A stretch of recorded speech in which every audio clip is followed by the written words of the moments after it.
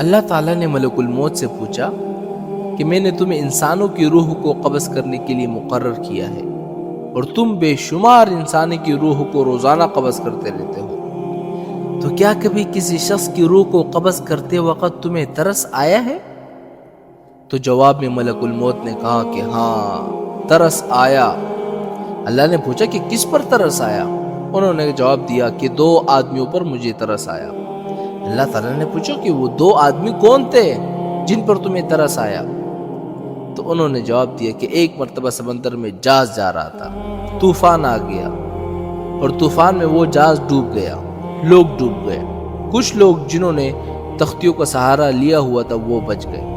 ایک عورت حاملہ تھی، وہ بھی کسی طرح ایک تختی پر سوار ہو گئی اور اسی تختی پر وہ کنارے کی طرف جا رہی تھی، اس کا بچہ پیدا ہو گیا۔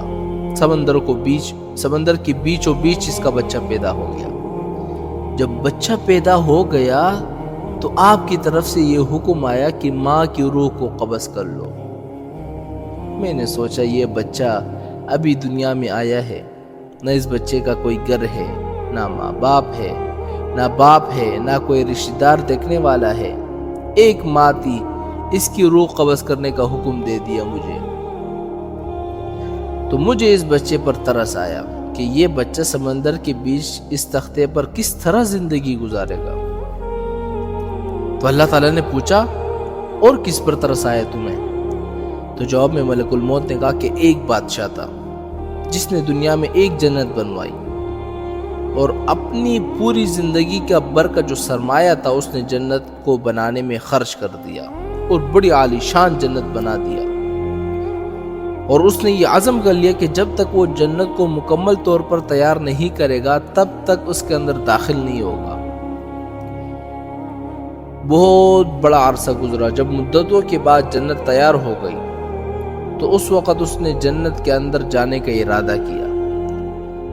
جب وہ اندر داخل ہونے لگا اور ابھی اس کا ایک پاؤں جنت کے اندر تھا اور ایک پاؤں باہر تھا، اس وقت آپ کا حکم آ گیا کہ اس کی روح کو قبض کر لو۔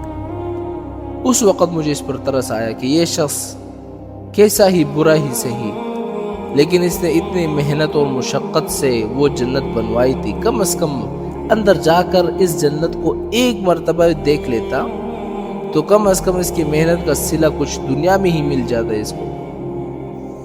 تو اللہ تعالیٰ نے فرمایا کہ اے ملک الموت، تم نے ایک ہی آدمی پر 2 مرتبہ ترس کھایا، اس لیے کہ یہ بادشاہ وہی بچہ تھا جس کو تختے پر تیرتا ہوا تم نے دیکھا تھا۔